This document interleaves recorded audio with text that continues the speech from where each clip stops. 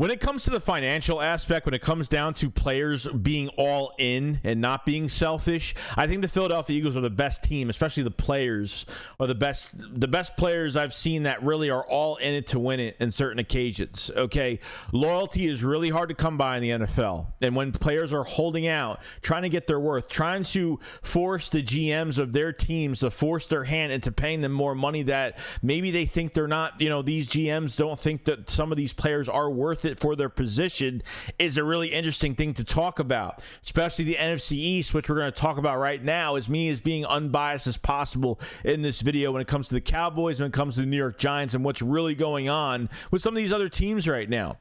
So I kind of want to go over that, my own take on the Philadelphia Eagles and why the Eagles are all in it to win it for years to come, and why contracts are never an issue in Philadelphia when it comes to the Eagles. So let's get straight to it. Because I've seen enough horror movies to know any weirdo wearing a mask is never friendly.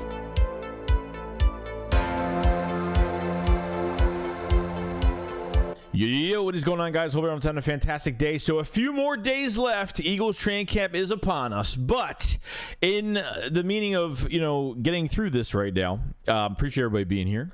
I think it comes down to the holdouts, what's going on around the league, and, certain positions that, there's a lot of people complaining right now about, certain positions aren't getting the money it deserves. We talk about, obviously, even some of the news has been out there, and I'm going to be as unbiased as possible in this video when it comes down to it, because that's what I do.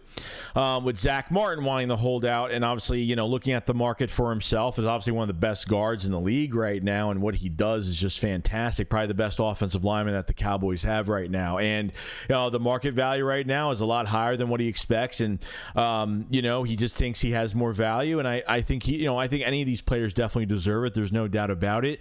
He doesn't want to get restructured, so obviously there's other plans right now. So he's going to hold out in training camp. And this is a prime example of, the Eagles don't really have players that do much of this because, like I said, not saying that Zack Martin is selfish or Zack Martin, has no idea what's going on, but I get it from both standpoints. Like, as a player, and most likely you're thinking about your future, you're thinking about your family, you're thinking about a lot of things when you're going through a negotiation like this, and looks at his contract and says, why am I getting paid this when these guys are much worse than I am and they're getting paid this? Or I've been in the Pro Bowl this many times and he hasn't, and he's getting more money than I am. So it comes down to what your value is, and I totally respect that when it comes down to players. To be a team like the Philadelphia Eagles that really doesn't have to deal with a holdout, I don't even know when the last holdout was for the Philadelphia Eagles. Who was the last holdout during training camp? I don't even remember who the last player was, unless I'm really just not thinking straight right now, because, to have players that do this, it's not a bad thing. Like, if they think they have more worth, then that's just what it is right now, forcing GMs their hand to give them more money. And this is a way to do it. Hold out in training camp, hold out, and taking it a step further and not playing in any games, which is a whole nother thing, which I don't think Zack Martin's going to do. They're definitely going to, get this done. When it comes to the Cowboys, obviously with certain contracts, they're going to have a good amount of free agents next year. They got to see if whether in the next 2 years if they're extending Dak Prescott, and Micah Parsons needs a contract soon. So there's a lot going on with the Cowboys. You know what I mean? So obviously a team that necessarily doesn't make the moves, at least, or big, not big moves, but moves, made a couple, this offseason, and, are ready to see what they could do in a very weak NFC. And obviously with the Philadelphia Eagles is probably their top contender in the division right now, obviously. Compared to other teams right now, with Saquon Barkley's another one. And this one, Saquon Barkley is taking this pretty serious. I mean, I didn't realize how serious this was. Now, originally, during the season, Saquon Barkley was offered a contract, $12-13 million a year. Okay, he wants to get paid 16, and I'm sorry, but the shelf life for running backs is just not far anymore. It's just these guys take hits for too long and in their careers, and they just don't last. You know what I mean? That's why the Eagles don't value running backs. They just don't. They rather trade for one that has a low cap number for the year. That's what they would rather do. And who knows what will happen in the future with DeAndre Swift, and maybe they will re-sign him or have a reasonable contract where the cap hits won't be that bad. But Saquon Barkley, is already taking it to the next level to New York Giants now, because really, I would have rather paid Saquon Barkley than paid Daniel Jones. That's just my opinion, because I think the Giants have one of the best coaching staffs. I think they have a really good coaching staff, but the problem is, like, they haven't made any aggressive moves. They haven't made an aggressive move for like a top wide receiver. When you look at the Giants offense, what are you looking at? What are you saying? Oh, what fears you looking at that offense? Is it Waller, their tight end that really can't stay healthy? And he's a good player when he's 100% healthy, but that's an issue. You bring Slayton back, you give him a pay, he gets a pay cut.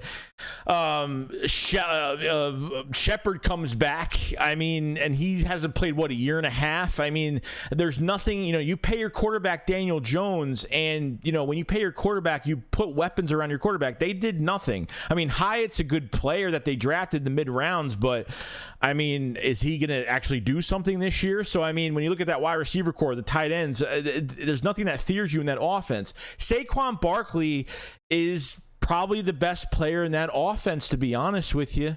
Depending on how, that offensive line's going to hold up this year or whatnot. I mean, Saquon Barkley and I think, I have much respect for Saquon, because I think he's a very good player. I think, he doesn't, he's very professional. That's probably the number one thing I like about him. Business is business at the end of the day. So I'm like on two sides of the fence with this, because I think Saquon is worth a lot. I think he is, but the problem is, like, he came off an ACL, he came back to play. His first really healthy season was last year. Okay, is it deserving of a contract? Do the Giants want to take another year and say, let you play out your final year and let's try to get something done? I'd rather just let him play his final year, because 1 year, I mean, he had a good rookie year, and really just last year he was healthy. I mean, there's not much really to take out of that. You know what I mean? And Saquon is like, I could have done a lot worse. It could be a lot worse right now. Saying F you to the teammates, F you to the front office, but he's got to hold out now, and to a point where now he can hold out in a lot of games right now. So I don't know what the plans for the Giants are. I mean, they just didn't do enough this offseason. The draft just wasn't enough. They didn't do enough this offseason. They didn't get a bona fide number one receiver, which they don't really even have. I mean, there's nothing to be afraid of that offense. It's just, like I said, I don't get how you pay. At least when we paid Carson Wentz, we put weapons around him. At least when we paid Jalen Hurts, we aggressively put weapons around him. You know what I mean? So they paid Daniel Jones, and there's nothing. I think Saquon is the best player in that offense, and it's actually truly sad, to be honest with you. You know what I mean? You already know last year was kind of like that, because, I mean, what did we score? Over 100 points in 3 games, plus a playoff game with the Giants last year. So I mean, it's just insane right now, and I don't blame him. But what I'm trying to get at is, when it's compared to the Philadelphia Eagles and these players and the contracts, the Eagles are always making their players happy. The Eagles are always, it starts out with this culture. It starts out with the culture. It starts out with this head coach. It starts out what we're creating in Philadelphia with the Eagles right now. And everybody is in it to win it. Besides, like, the only issue we had this offseason was maybe the Slay situation that a lot of people were not happy about when he was going to leave. And everybody was really confused on what was going on at that point.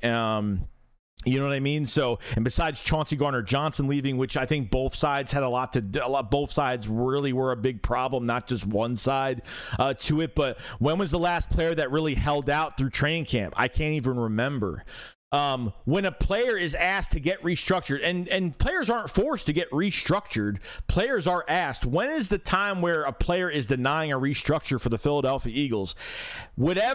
Every player on this team is like, you can restructure me, do whatever you want, because at the end of the day, when a player gets restructured, they get more bonus money up front. They get more of their guaranteed up front. So it's a win-win for both sides. You save more cap with a restructure for the front office and the Philadelphia Eagles, and for the player, they're getting more money up front. So it's really a win-win, like I said, on both sides. But when is the last player on the Philadelphia Eagles denied a restructure? Every time the Eagles restructure somebody, it always happens. It happens. There's no issue. The Jalen Hurts contract, no issue. There was no issue with anything. You know what I mean? So I like when you have it, and I'm not saying like, and I'm not trying to contradict anything. Like I'm not trying to say Zack Martin, like, you know, is not in it to win it with the Cowboys or anything like that. It's just some players just want to take care of their families and they want, you know, they just want more compensation. And I totally respect them wanting more compensation for what they do. Like if I've been in 5-6 Pro Bowls and this guy's only been in 2 and my statistics are a lot, but he's given up, you know, 7 sacks and I've only given up 1 for the year and I'm getting paid like $4 million, $5 million less a year. Yeah, I could totally get that's maybe a problem down the road. But when it comes to even other positions like running backs, this is why the Eagles are not interested in paying running backs for this reason. You would rather take a 5th-year option on a first-round running back than pay him an extension. You would rather franchise tag a running back than pay him a huge extension. Like I said, the shelf life is just so low. All these running backs have been complaining. A bunch of them have been complaining about it. And I get it. You know what I mean? But even with Saquon Barkley's case, you know, he's only had like this healthy last year. He was healthy for a year last year. So do the Giants want to go all in? And I feel like, you know, in my opinion, you know, I thought Saquon was a generational talent coming out. And I think the Giants kind of ruined him a little bit. And that's just me. I feel like if he was on another team, obviously top 10 teams in the top 10 aren't necessarily great teams. They're bad teams. So I totally get that aspect of it. But that's why the Eagles don't put money into running back. That's why they never have issues with their own players. Loyalty is very hard to come by in the NFL. It really is. Sometimes it's dangerous to have loyalty because when players and coaching staffs are way too close and you pay them, you know, the money and it affects the cap and it doesn't work out, you're in real trouble. You know what I mean? So when it comes down to loyalty, like Fletcher Cox came back on a cheaper deal, took less money. You know what I mean? Bradbury came back for a lot less money, $15-16 million a year. He came back for 12-13. You know what I mean? The loyalty is just insane because every player believes in what we're building and what we're doing. Part of it's Jalen Hurts, part of it's Nick Sirianni, and part of it is just this team in general and the vibe that it gives off, and the city of Philadelphia, which is always a big help with support in the background of this team too.